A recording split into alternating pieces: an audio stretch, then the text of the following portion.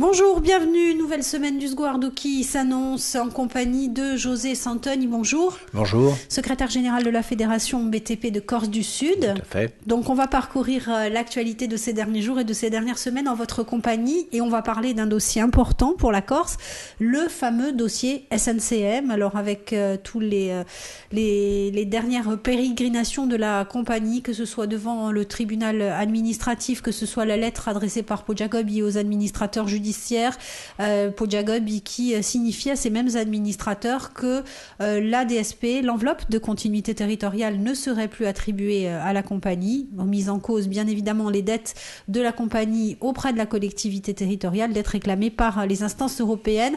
On va écouter une courte intervention de Pojagobi à propos de tout cela et on vous retrouve José Santoni après. Très bien. Même si le tribunal administratif annule, il n'y aura pas de disparition de la DSP immédiate. Il y aura un délai de 12 mois, j'espère de 18 mois, dans lequel la DSP, même reconnue illégale, continuera à s'exercer. C'est ce qui s'est passé la dernière fois avec la précédente DSP, je le rappelle. Et ensuite, pendant ce temps-là, on relancera une nouvelle DSP. Et la nouvelle SNCM reprise sera certainement, je ne dis pas la mieux placée, mais extrêmement mieux placée, bien mieux que la précédente, pour l'emporter très, très, très largement, en tout cas pour continuer la même activité qu'elle avait jusqu'à présent. Alors la nouvelle SNCM reprise, donc on sait qu'il y a plusieurs offres de reprise et puis il y a tous ces soucis financiers. José Santoni, la SNCM, ça fait longtemps que le problème perdure en Corse. J'allais vous dire, ça fait longtemps qu'on en parle. Alors on en est toujours depuis plusieurs années entre l'incantation, le souhait, etc. Aujourd'hui, on s'aperçoit que le système a perduré, malheureusement. Le président Jacob vient de le confirmer. Ce qui est sûr pour nous en Corse, c'est que une compagnie maritime, la SNCM pour ne pas la nommer, mais le maritime en général, comme l'aérien, mais le maritime encore plus, c'est le cordon ombilical. Je veux dire, on ne peut pas imaginer vivre en Corse, travailler en Corse, avoir une entreprise en Corse, si le cordon ombilical que constitue le maritime s'arrête ou subit des soubresauts qui sont incompatibles avec une vie normale. On l'a vu à la dernière grève il y a quelques mois, où le BTP a souffert, mais il n'y a pas que le BTP, d'autres activités en ont souffert. Si on rajoute le phénomène d'image, qui est jamais très bon, puisque quand on vient sur une île, y compris en touriste, il faut quand même avoir un transport fiabilisé au maximum. Tout ça fait qu'effectivement, aujourd'hui, on arrive avec un dossier qui tombe dans une période où effectivement les finances publiques sont au plus bas et où les restrictions budgétaires sont d'actualité. On en souhaite qu'enfin on trouve une solution définitive à ce problème du maritime en Corse. Alors justement, le BTP, on l'a vu avec la dernière grève, qui a particulièrement souffert, vous nous avez dit, par cette rupture de cette continuité territoriale maritime. Oui, puisqu'il y a effectivement, même si tous les produits n'arrivent pas par bateau, mais en tout cas par la SNCM, pas mal de produits du secteur arrivent par bateau, par navire. Donc il est certain que quand vous retardez ou que vous reportez une livraison, il y a deux solutions. Soit vous faites du stock, ce qui oblige l'entreprise locale à investir et à mobiliser de l'argent pour stocker des marchandises dont elle a besoin, soit, ce qui serait plus normal, c'est ce que font d'ailleurs les grands groupes, on travaille plutôt en flux tendu, et on essaie d'être approvisionné au fur et à mesure des besoins, sans pour autant donner ou investir de l'argent qui serait mieux utilisé ailleurs. Alors qu'est-ce que vous espérez, vous, pour la SNCM, cette fameuse reprise, la compagnie régionale, qu'est-ce qui, pour vous, serait alors là, à titre personnel, je pense que ça n'a pas tellement d'intérêt, mais ce que je crois, c'est que ce que tous les Corses attendent, alors c'est vrai que vous allez dire, c'est longtemps, c'est un vœu pieux, mais c'est vrai qu'on attend une fiabilisation des choses, qu'on ne peut pas non plus être dans l'attente ou être surpris régulièrement par un mouvement de grève, etc. Je crois qu'aujourd'hui, ce qu'attend la Corse, c'est ce dont elle a besoin, je pense. Sinon, je pense qu'il y aura des conséquences dramatique, c'est d'avoir des liaisons maritimes fiabilisées, correctes, à des tarifs compatibles avec la situation insulaire. Donc tout ça, vous allez me dire, on l'a déjà entendu, mais on ne peut que souhaiter enfin cette solution-là. Conséquences dramatiques aussi, on a entendu parler d'un plan social important au niveau de la SNCM, des emplois en Corse. Est-ce qu'après, forcément, ça pourrait avoir aussi des répercussions sur les autres pans de l'activité insulaire ? Mais quand on voit les différents plans, les propositions des différents repreneurs et ce qui se dit sur la presse, effectivement, on peut être inquiet sur la dimension, les dégâts sociaux que va occasionner cette SNCM nouvelle, ou avec les repreneurs. Ce qui est certain, c'est qu'il va falloir prendre en compte cette réalité sociale qui va certainement peser sur la vie politique et économique de l'île. Merci beaucoup, José Santoni, d'être venu ce matin en notre compagnie pour aborder ce premier thème d'actualité qu'est la SNCM. On va vous retrouver demain sur d'autres sujets, notamment sur l'activité économique, voir un petit peu où on en est. À demain. Très bien, à demain. Bonjour, bienvenue. José Santoni nous accompagne durant toute cette semaine. Bonjour. Bonjour. Secrétaire général de la Fédération BTP de Corse du Sud. Le BTP, on va parler un petit peu de sa situation en Corse parce qu'on a entendu beaucoup de choses, notamment en Corse du Sud, que ce soit Ajaccio, à Porto Vecchio. Mais là, on va parler de l'alimentation des centrales de Luciane et de la Corse du Sud, d'Ajaccio très probablement, ou de Bastelicac. Le choix de l'implantation n'a pas été encore totalement fixé. José Santoni, on va écouter Maria Dudicel. Alors elle, bien évidemment, elle nous parle de l'alimentation et des moteurs au gaz, mais il y a aussi un projet de construction de centrale et là, vous pourrez nous dire votre sentiment. À tout de suite. La mise en œuvre du projet, la construction, va nous amener à un horizon 5-7 ans. Nous sommes en 2015. Avant 2020-2022, effectivement, le gaz ne sera pas là. Il va falloir travailler en temps masqué. Il va falloir lancer la reconstruction de la centrale pour qu'elle puisse fonctionner au gaz. Et s'il y avait une phase de transition, la centrale pouvant être reconstruite à l'horizon 2020, bien s'il y a une phase de transition, il faudra travailler de la même manière que pour Luciane. Autrement dit, les moteurs devront être des moteurs dual fuel pour pouvoir, en phase de transition, utiliser le fuel léger, bien évidemment, en attente de la finalisation du schéma gazier. En attente de la finalisation du schéma gazier, alors tout d'abord votre sentiment peut-être en tant que citoyen sur ces alimentations. Alors il y a deux aspects, il y a l'aspect environnemental effectivement, on ne peut que se montrer tout à fait favorable et soutenir des initiatives qui consisteraient à prendre en compte la dimension environnementale des choses, de passer d'un produit à un autre, avoir des normes de pollution beaucoup plus strictes, etc. Donc autrement dit, en tant que citoyen, et je dirais tout le monde est d'accord sur cette démarche-là. Sur un plan économique, moi je me méfie toujours des projets à très long terme, parce qu'on sait bien qu'on en a eu d'autres. La profession du BTP que je représente a aussi, il y a quelques années, ou régulièrement, a eu droit à des effets d'annonce sur des grands projets qui n'ont jamais vu le jour. Mais on a l'habitude d'être prudent, et je dirais, par provocation ou par précision, je dirais, une PME que je représente, qui sont la majorité des structures locales, elle a des échéances mensuelles, et elle a un bilan annuel. Donc autrement dit, pour attendre un éventuel relance par des grands travaux, il faut bien qu'en tout cas, à moyen terme, c'est-à-dire au mois le mois, et en tout cas à la fin de l'année, il faut que son bilan soit positif. À défaut, je veux dire par là que si le carnet de commandes devait disparaître, bien entendu, on ne serait pas là pour faire face à ces nouveaux enjeux. Sur le principe, on est tout à fait favorable. On est extrêmement prudent sur les projets qui sont un peu lointains. Voilà. Alors justement, la centrale de Luciane, qui elle a été construite, est-ce qu'elle a profité aux entreprises insulaires? Alors, moi, comme vous l'avez dit, je m'occupe plus particulièrement de la Corse du Sud. J'ai pas forcément d'informations. J'espère, franchement, j'ai pas d'informations précises. J'espère en tout cas, je pense que oui, qu'elle a dû participer à la promotion et au travail des entreprises insulaires. Je ne connais pas la proportion. Alors, on est toujours un peu en attente. Notre principe, ça me permet de rebondir sur une politique que nous défendons. Dans les cas de travaux spécifiques, nous demandons à ce que les entreprises locales soient co-traitantes. Ça leur permet effectivement d'avoir une élévation de compétences et de profiter de l'expérience de grands groupes, par exemple, pour elles-mêmes évoluer sur une démarche de qualité et sur une évolution de leurs compétences. Alors justement, puisqu'on parlait des grands travaux, donc cette centrale de Luciane, quelque chose qui a été acté, mais c'est le fameux hôpital d'Ajaccio aussi. Il y avait eu cette polémique qui a été résolue aussi après une discussion. Où est-ce qu'on en est aujourd'hui ? Écoutez, l'hôpital d'Ajaccio, aujourd'hui, je n'ai pas d'informations particulières. J'espère au niveau d'urbanisme et du permis que c'est réglé. Il y avait un problème sur l'accès, je pense qu'il est en voie de règlement. C'est une nécessité d'avoir cet hôpital.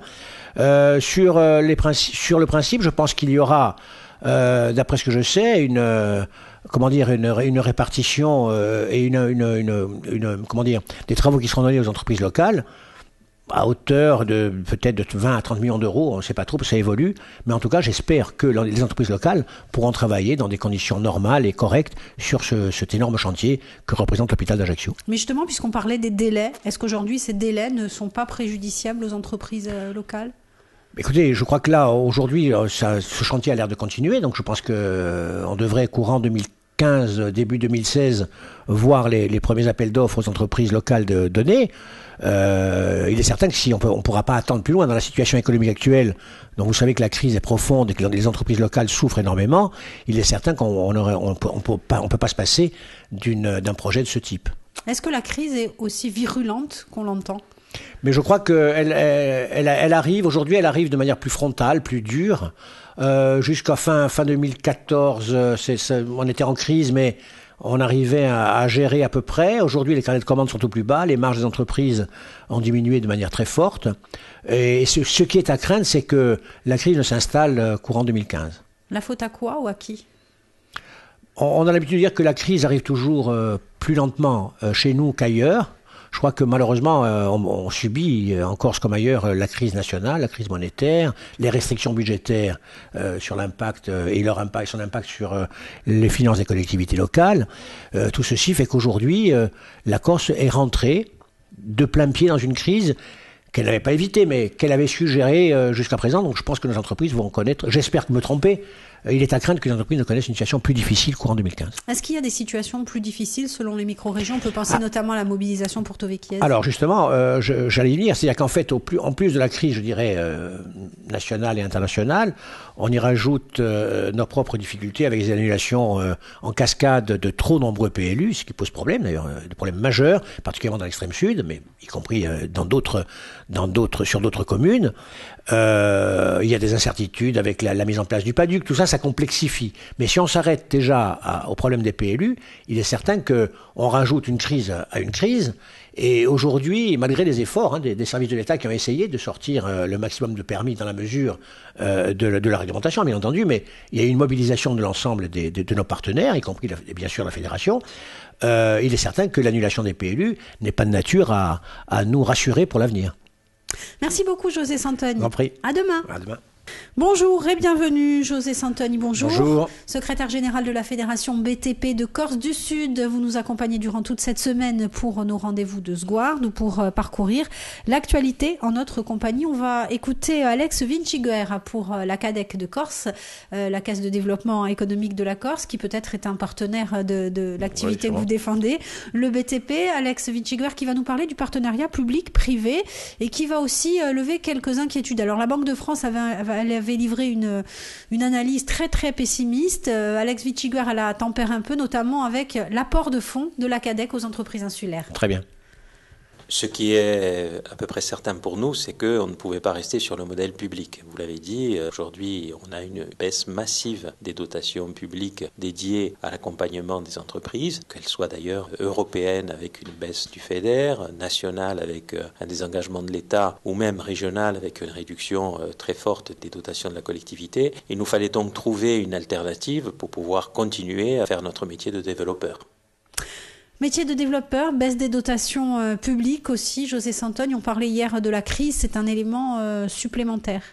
La dimension financière aujourd'hui de la situation financière des entreprises est préoccupante, dans la mesure où effectivement les problèmes de trésorerie liés à des délais de paiement relativement longs, à une diminution du carnet de commandes, font qu'aujourd'hui trop d'entreprises sont dans une situation de trésorerie très difficile. Et effectivement, nous allons essayer de mobiliser, y compris avec la CADEC, l'ensemble des outils financiers disponibles pour justement essayer de continuer une activité dans des conditions à peu près normales.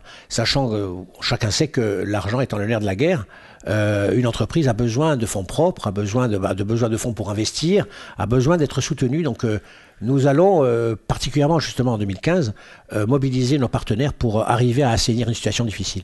Il y a eu ce partenariat avec FEMOGUI également. Nous avons mis en place à la Fédération un partenariat avec FEMOGUI qui est très présent dans le tissu économique insulaire. D'autres partenaires, là, vous citiez tout à l'heure le rapport de la Banque de France qui effectivement est alarmiste, mais parce qu'il reflète malheureusement la réalité de l'économie d'aujourd'hui, BTP et dans le BTP et dans d'autres secteurs. Je crois qu'il va falloir qu'on trouve des solutions financières pour pouvoir permettre au plus grand nombre d'entre nous, je parle particulièrement du BTP, de franchir cette crise et d'arriver enfin à la fin de l'exercice en espérant que 2016 voit un redémarrage de notre économie et de l'activité du BTP. Ça peut être le rôle de la fédération justement. Puis on essaye, notre rôle c'est effectivement de mobiliser autour de la profession, d'établir des partenariats, de mobiliser, de convaincre un certain nombre de partenaires de s'intéresser, de soutenir et de faire confiance à l'entreprise du BTP. Il est bien entendu que quand on parle de partenariat, on parle sur des sujets, on parle d'entreprises extrêmement saines, on ne parle pas de canards boiteux, il vaut mieux on défend les meilleurs. Et surtout les gens en règle, etc. Mais il y a moyen, effectivement, notre rôle, c'est aussi de mobiliser autour de nous, pour la profession, des partenaires financiers. On défend les meilleurs, vous avez dit, donc les entreprises qui fonctionnent ici aussi. Alors, est-ce qu'il y a aussi une concurrence déloyale qui peut s'opérer avec les fameux emplois externalisés ? Alors là, il y a deux aspects. Sur les emplois extérieurs, il y a deux aspects. Je dirais, si la règle est respectée, C'est une règle nationale, on n'a pas à revenir là-dessus, c'est européen, il n'y a pas de problème. En revanche, ce qui peut poser problème, et qui pose problème à la profession, et qui constitue une véritable concurrence déloyale, c'est quand justement ces emplois se font non déclarés, au noir. Dans ces cas-là, effectivement, comme vous le savez, le BTP étant une industrie de main-d'œuvre, il est certain que la main-d'œuvre étant donc une partie importante du prix final, il est certain que si entre deux entreprises, une paye des charges, l'autre n'en paye pas, je dirais le choix sera vite fait et ça constitue une concurrence déloyale que nous combattons. En revanche, concernant la main-d'œuvre détachée, si elle respecte le cadre strict de la loi, c'est la loi, on n'a pas à sortir du champ européen. En revanche, je vous dis, c'est le travailleur qui nous préoccupe. Et donc, Alex Vinciguer a parlé d'un partenariat public-privé. On voit que c'est de plus en plus le cas aussi dans les constructions, notamment dans les logements sociaux, par exemple. Alors, au départ, le partenariat public-privé pouvait concerner aussi le financement de projets en commun. On n'est pas dans la réalisation. Alors, ça, c'est une proposition qui existe un peu partout. C'est vrai que notre tissu économique composé de petites entreprises rencontrera peut-être des difficultés différentes pour pouvoir monter un projet avec un partenaire public. En revanche, ce partenariat fait partie aussi des pistes possibles de relance de nos activités, de certains projets, et pour qu'on puisse enfin arriver à retrouver une activité à peu près normale. Aujourd'hui, le tissu économique du BTP, ce sont combien d'entreprises ? Écoutez, c'est simple, on va dire, il ressemble d'ailleurs étrangement, contrairement à ce qu'on pourrait croire, au tissu économique continental. 95% d'entreprises ont moins de 10 salariés. Sur ces 95%, il y en a, vous avez 80% qui en ont moins de 5. Donc c'est un tissu artisanal. Les 5% qui restent, c'est au-delà de 10. On a très peu d'entreprises au plan local de plus de 50. Encore moins au-dessus de 100. Donc autrement dit, le BTP insulaire est composé de très petites entreprises, TPE, quoi. Et est-ce qu'on a des niches spécialisées dans certains domaines, par exemple ?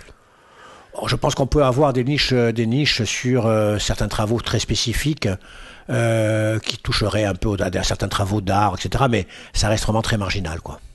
Merci beaucoup, José Santagne. Et on se retrouve demain pour un nouveau rendez-vous consacré donc à l'actualité.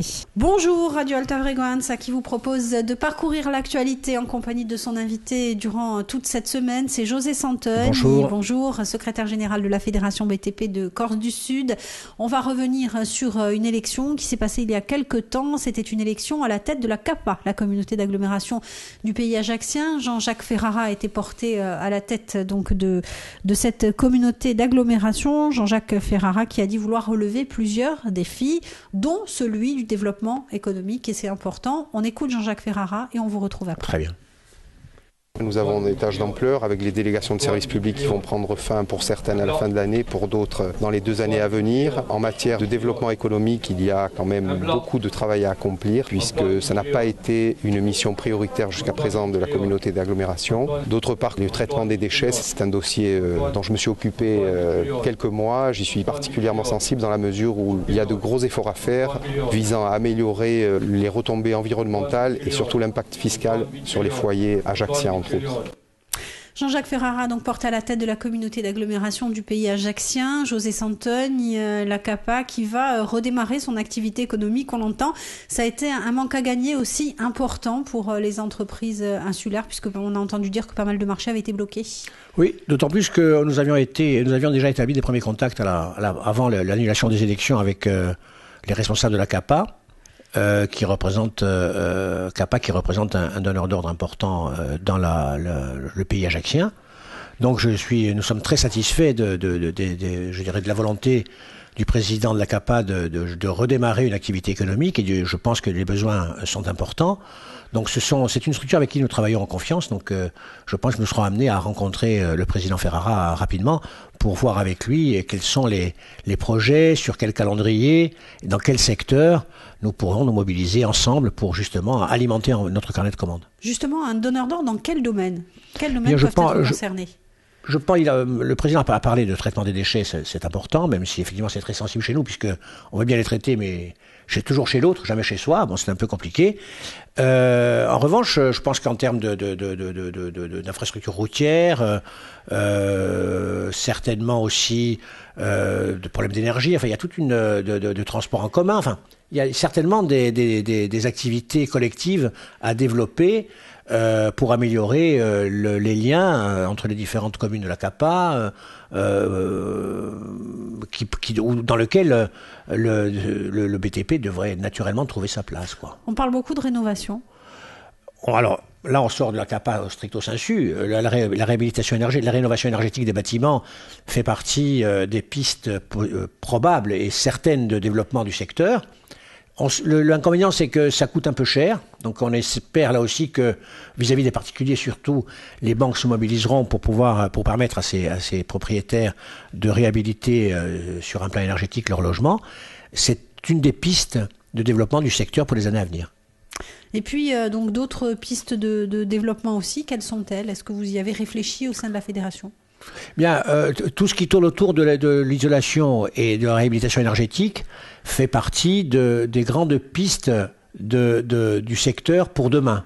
Je crois que les économies d'énergie, sachant que le BTP et le bâtiment, surtout la construction, est un secteur énergivore, donc classique, il est certain qu'aujourd'hui, avec les contraintes, avec les enjeux environnementaux, le bâtiment trouvera sa place dans cette réhabilitation qui représente un marché potentiellement énorme. Je dis potentiellement parce que pour l'instant, il a du mal à démarrer, mais je pense qu'on peut se montrer optimiste sur ce plan-là, quoi. Sur les constructions neuves, est-ce qu'on est, notamment individuel, en matière donc justement de protection de l'environnement et d'économie énergétique, est-ce qu'on est au cœur de ce dispositif en Corse? Est-ce qu'on a les moyens de construire des habitations je crois qu'avec la faible consommation? Alors, je crois qu'avec les normes actuelles dont la RT 2012 fait partie, aujourd'hui, vous et moi, on serait en quelque sorte obligés de respecter un certain nombre de normes. C'est vrai qu'il y a un surcoût. La profession s'est mobilisée au début parce qu'il y a entre 15 et 20% de surcoût. Aujourd'hui, entre les prêts à taux zéro, un certain nombre d'outils financiers qui sont mis à disposition du particulier, on peut penser que ce surcoût est globalement assimilé par le client, par les ménages en général.